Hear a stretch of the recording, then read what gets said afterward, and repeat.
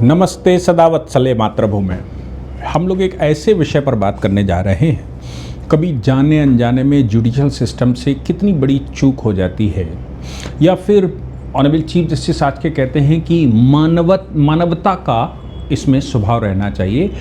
जज मानवीय कारण भी देखे और ह्यूमैनिटी देखकर भी कभी कभी जजमेंट करने चाहिए, लेकिन उनमें एक्सेप्शन है। किन मामलों में स्ट्रिक्ट लायबिलिटी बननी चाहिए, जैसे करप्शन के मामले हैं, स्ट्रिक्ट लायबिलिटी बननी चाहिए।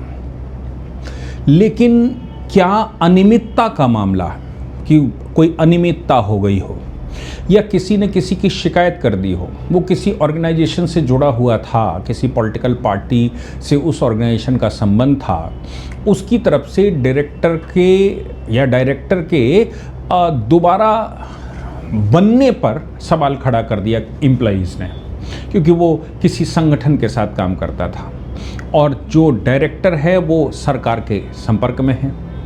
क्या उसको पनिश किया जा सकता है? और मज़े की बात यह है कि हाई कोर्ट का सिंगल जज उनकी नौकरी वापस देता है, डीवी पर जाती है ऑर्गेनाइजेशन तो सर्विस वापस देता है। लेकिन जब सुप्रीम कोर्ट मामला पहुंचा तो सुप्रीम कोर्ट ने एक अजीबोगरीब ऑर्डर किया। सुप्रीम कोर्ट ने कहा कि नीचे हाई कोर्ट का जो डीवी का ऑर्डर है उसको हम मेरिट पर इंटरवीन नहीं कर रहे, उसको वैसा ही रखते हैं। यानी कि मतलब वो जो व्यक्ति है जो नौकरी कर रहा है वो व्यक्ति सस्टेन है, क्योंकि हाई कोर्ट ने आदेश दिया था कि इनकी सैलरी और पर्क इतने दिन के अंदर वापस कर दिए जाएं, और इनका पूरा 20 साल चूँकि मुकदमा लड़े हैं, तो 20 साल से कोई आदमी नौकरी करने के बाद 20 साल से कैसे किस परिस्थितियों से गुजरा होगा, उसने बच्चे कैसे पाले होंगे, और 20 साल बाद मामला सुप्रीम कोर्ट तक पहुंच जाता है और सुप्रीम कोर्ट ये कहता है कि हम तुम्हें 20 साल पहले भेजते हैं। 2006 का प्रकरण था, 2006 के स्टेज पर फिर से भेजते हैं, जबकि हाई कोर्ट की 2 जजेस की बेंच ने उस पर आदेश किया और कहा, सिंगल जज ने किया, फिर डबल ने किया, और मतलब 2 जजेस ने किया और 2 जजेस ने कहा कि इनका कोई फॉल्ट नहीं है, ये सब एक षड्यंत्र था और इसमें पॉलिटिकल गेम हुआ, कोई एविडेंस नहीं प्रूफ हो रहे हैं। मामला सुप्रीम कोर्ट जाती है ऑर्गेनाइजेशन, सुप्रीम कोर्ट कहता है कि हम हाई कोर्ट के आदेश को बरकरार रखते हैं, मेरिट पर कोई डिसीजन नहीं दे रहे, लेकिन हम ये नई डिसिप्लिनरी कमेटी के पास भेजते हैं और फिर से इस पर जांच की जाए और फिर से जांच करके अब इनका फैसला किया जाए। हाई कोर्ट ने जो सैलरी, पर्क और उनकी पेंशन और ये सब बरकरार कर दिया था, उसको रोक दिया और कहा कि वो तय करेंगे जो नए वाले हैं। और व्यक्ति रिटायर हो चुका 2022 में। आप देखिए उसको, जब उसकी शुरुआत 2006 में हुई थी, वहाँ से 20 साल तक वो मुकदमा लड़ा, 20 साल, और 20 साल लड़ने के बाद सुप्रीम कोर्ट ने कह दिया फिर से शुरू करेंगे, यानी कि अब फिर 20 साल लड़ेगा। और वो व्यक्ति आज की तारीख में 64 या 65 साल का है। अब आप सोचिए कि 20 साल फिर लड़ेगा, 85-86 साल का होगा, लड़ भी पाएगा कि नहीं लड़ पाएगा? भारत में औसत आयु तो 80 साल है नहीं। उसने अपनी जवानी पूरी बाल बच्चों की परवरिश करने में नौकरी मजदूरी करके कहीं और पाल पोस कर उनको बड़ा किया, और आज सुप्रीम कोर्ट ने ये कह दिया कि अब दोबारा डिसिप्लिनरी कमेटी के सामने जाओ। अब उस व्यक्ति की मन को सोचिए कि वो फिर से 20 साल यही सब करेगा। डिसिप्लिनरी कमेटी बैठेगी, फिर उसका डिसीजन लेगी। अच्छा, हमारे यहाँ का स्वभाव है कि डिसिप्लिनरी कमेटी जब भी बैठती है तो वो लाल कलम लेकर बैठती है, माल दिखाओ तो कुछ होगा, नहीं होगा तो नहीं होगा, और आप बुढ़े हो चुके हैं, आपने किया होगा। एक इंस्टीट्यूशनल एरोगेंसी होती है, जो यूपीएससी से आते हैं या फिर जिनको लगता है कि वो गांव से आए, वो बहुत बड़े पद पर बैठ गए हैं, उनकी एक एरोगेंसी है। उस एरोगेंसी को आप कैसे देखते हैं?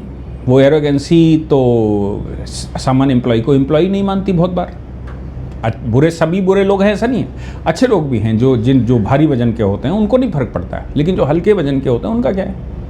तो फिर इस मामले में आखिर खेला क्या था? मैं आपको पूरी बात बताता हूं। ये इसका जिस था कि किसी व्यक्ति के साथ कैसे खेला जा सकता है। मजदूर संघ की एक यूनिट थी। मजदूर संघ राष्ट्रीय स्वयंसेवक संघ से जुड़ा हुआ है और आज की सरकार भाजपा से जुड़ा हुआ है। मजदूर संघ की कुछ यूनिटें वहां पर चलती जो मुझे सूचना मिली उस समय थी, अभी मजदूर संघ की वहां यूनिट नहीं। मजदूर संघ विश्व का सबसे बड़ा संगठन है जो मजदूरों की चिंता करता है, विश्व का सबसे बड़ा संगठन है। और वो कम्युनिस्टों के अगेंस्ट में आया था, चाहे जो मजबूरी हो, हमारी मांगें पूरी हो, ये कम्युनिस्ट कह रहे थे 62 के चाइना वॉर के टाइम पर। और जब 65 के वॉर, 62 और 65 के वॉर, तब उस समय मजदूर संघ की स्थापना हुई और ये कहा कि हम करेंगे ज़्यादा काम कर लेंगे पूरा दाम।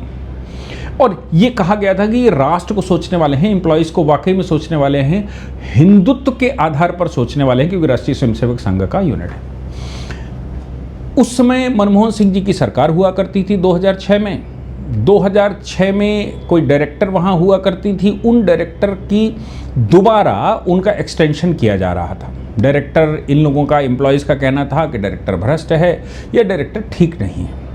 ऐसी परिस्थिति में इन लोगों ने उनकी कुछ कमियां निकालकर लिख दिया मंत्रालय को लिख दिया। मंत्रालय ने कोई एक्शन नहीं लिया तो ये लोग फिर कोर्ट को भी लिख दिए, कुछ आगे पीछे, मतलब बड़ी कार्रवाई करी।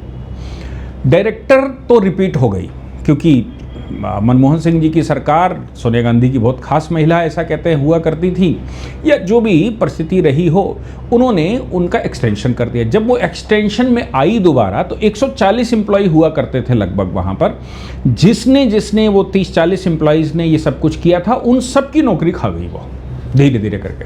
किसी का एक्सटेंशन रोका, किसी का जो पर्क हैं वो रोके, किसी के इंक्रीमेंट रोके, किसी की सैलरी रोकी, किसी को बर्खास्त किया, किसी को करप्शन चार्ज लगाया, किसी को मिसलिनियस चार्ज लगाया, किसी के ऊपर ये चार्ज लगाया कि भाई ये अनियमितता बरतते हैं। तो ये जो केस है जिसकी हम बात कर रहे हैं, इस पर अनियमितता का मामला लगा, या जो भी अंदर कुछ गड़बड़, करप्शन का मामला नहीं, करप्शन में तो हम बिल्कुल माफ़ नहीं करते, अनियमितता का मामला लगा। आपने ये लिख दिया, आपने वो कह दिया, इसने वो कह दिया, जबकि एविडेंसेस ये कह रहे हैं कि नहीं, ये व्यक्ति उसमें इन्वॉल्व नहीं है। जिसने चिट्ठी लिखी और साइन किए वो भी कह रहा है कि उसने चूंकि रिटायर हो चुका था, उसने एक करस्पॉन्डेंस किया विभाग के सामने और विभाग से कहा कि नहीं उस व्यक्ति की गलती नहीं है, इसमें मैं इन्वॉल्व था, मैंने ऐसा किया था। जिस बात को लेकर ये सब चल रहा है, बोले ये मेरा था, उसका कोई रोल नहीं है। लेकिन डायरेक्टर तो उस समय प्रतिशोध में थी, क्योंकि डायरेक्टर को प्रतिशोध लेना था, ऐसा लोगों का कहना है। सत्यता क्या है, डायरेक्टर ने उनको बर्खास्त कर दिया। कांग्रेस की सरकार, मजदूर संघ का पाठ, मजदूर संघ के लिए काम करना, ये तो खतरनाक बात है। आज की उस समय जो निपटाए गए उनमें बाल भवन का, ये राष्ट्रीय बाल भवन का मामला है। राष्ट्रीय बाल भवन में 40 से 50 एम्प्लॉय रह गए, बाकी सब खत्म हो गया है। दोबारा अपॉइंटमेंट भी नहीं हुए, वो भी नहीं हुआ। और उस समय मनमोहन सिंह जी की सरकार के टाइम पर वो 10 साल खेल खेला गया। उन सभी जो मजदूर संघ के ज़्यादातर कनेक्टेड थे वो सब खत्म। तो मजदूर संघ की यूनिट भी वहाँ खत्म हो गई। मैं समझता हूँ नहीं होनी चाहिए, 40 बच्चे, 40 का भी संरक्षण होना चाहिए, लेकिन खत्म हो गई। ये सज्जन अब बीच में मजदूर संघ के लिए वो कर रहे थे, सोनिया गांधी के करप्शन और बाल भवन के करप्शन और सब खोल रहे थे। ये सज्जन तो अधर में लटक गए। इनकी बर्खास्तगी हुई, ये हाई कोर्ट गए। हाई कोर्ट ने ये बात कही, सिंगल जज ने, कि भाई ये जल्दबाजी में किया हुआ निर्णय है, इसमें बहुत सारे प्रोसीजर फॉलो नहीं किए गए हैं, बहुत सारी चीज़ें फॉलो नहीं की गई हैं। जो तरीका होना चाहिए डिसिप्लिनरी कमेटी का, वो तरीका नहीं अपनाया गया। जब ये वहाँ से जीत गए, हाई कोर्ट सिंगल जज ने ऑर्डर कर दिया, तो बाल भवन डीवी चला गया। डीवी ने फिर वही ऑर्डर किया और डीवी ने कहा तत्काल इनकी पेंशन और इनका पैसा आ चुकी, पेंशन आ चुकी, 2022 में रिटायर हो गए वो।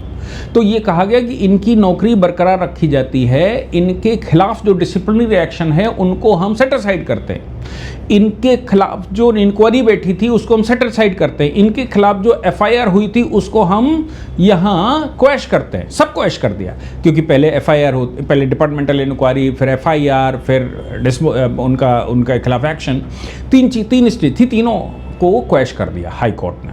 और क्वैश करते हुए कहा कि भाई इनको करा जाए। बाल भवन माना नहीं। अब तो भाजपा की सरकार थी और डायरेक्टर भी भाजपा की ही, मतलब केंद्र सरकार के द्वारा अपॉइंट करी गई होंगी, जैसे भी किया गया।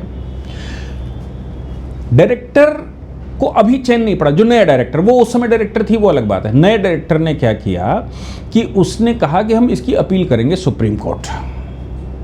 अब देखिए, मजदूर संघ का बंदा, भाजपा की सरकार मजदूर संघ की यूनिट खत्म कर दी, पुराने वाले ने खुन्नस निकाल ली, नए वाले ने ये समझा ही नहीं कि खेल क्या था।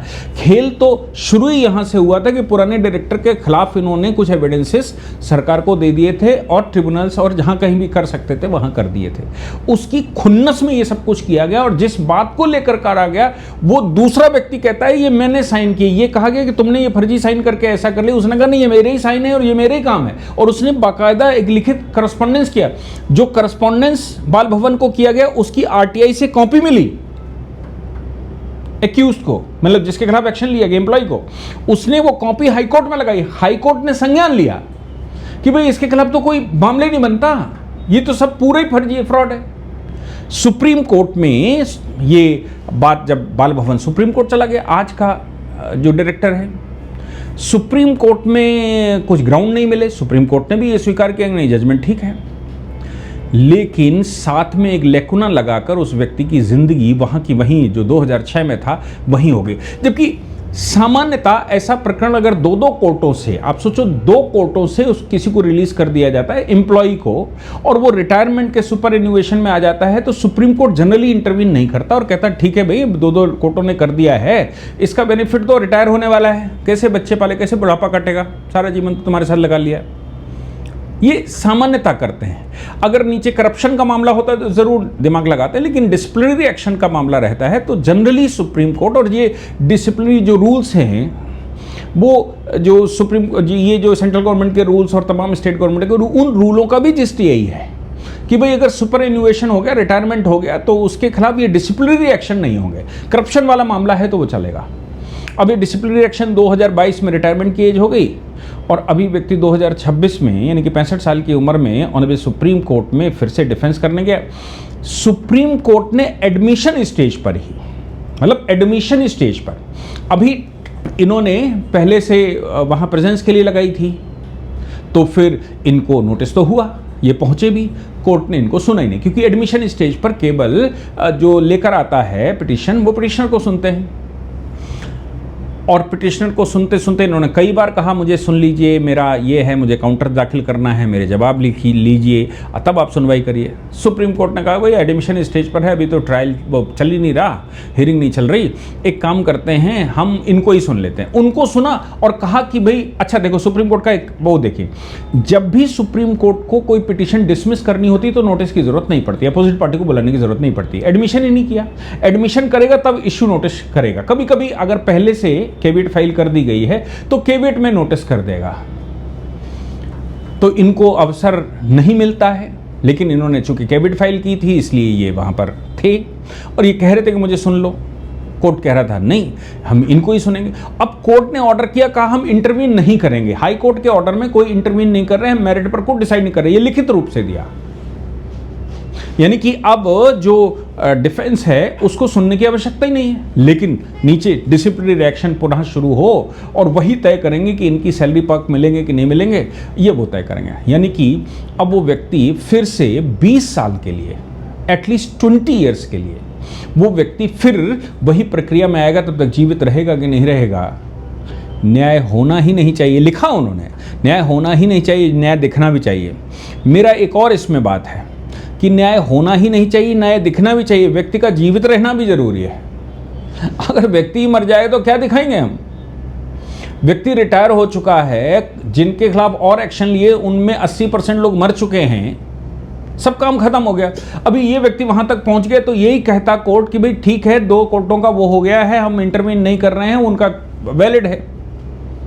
आप देखो कि जाने अनजाने में क्या क्या हो जाता है। कोर्ट अपने ग्राउंड बताता है। कोर्ट ने ये कहा उसमें कि चूंकि इन्होंने बायसनेस की बात कही है कि वो पहला वाला जो डायरेक्टर था वो बायस था जिसने इन्वेस्टिगेशन किया, क्योंकि हमने उसके खिलाफ ये एप्लीकेशनें लगाई थी, हमने उसका एक्सटेंशन रोकने का प्रयास किया था, हमने वहाँ प्रदर्शन किए थे कि ये करप्ट हैं, तो इसलिए उन्होंने एक्शन लिए तो बायस है। तो कोर्ट कह रहा है कि अब जो नया आया होगा वो तो बायस नहीं होगा, आप उससे अब डिसिप्लिनरी एक्शन दिलवाइए।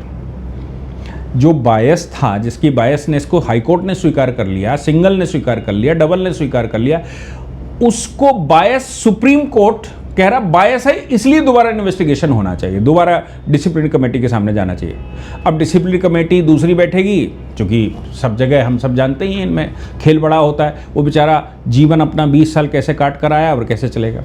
ये हमारे यहाँ बहुत सारी एनोमलीज होती हैं, इनको कब करेक्ट किया जाएगा, कैसे करेक्ट किया जाएगा पता नहीं है। बहुत सारे मामलों में सुप्रीम कोर्ट कहता है ज़बरदस्ती कोर्ट के ऊपर बर्डन मत बढ़ाओ। जब दो बेंचें डिसाइड कर चुकी हों तब फिर सुप्रीम कोर्ट आकर क्यों बर्डन बढ़ाते हो। और बहुत बार सरकारों को इंस्ट्रक्शन दे चुके हैं ज़बरदस्ती की अपीलें फाइल मत किया करो जब दो बेंचें डिसाइड कर चुकी हैं, जब अननेसेसरी हो। लेकिन फिर भी होता ही है और परेशान भी होते हैं और सताए लजाए भी जाते हैं। जाने अनजाने में इनको 20 साल की फिर से यात्रा शुरू करने की कोर्ट ने व्यवस्था कर दी है, और तब वो यात्रा जब तक सुप्रीम कोर्ट पहुंचेगी दोबारा, तब तक ये जीवित होंगे कि नहीं होंगे ये तो ऊपर वाला ही जानता होगा।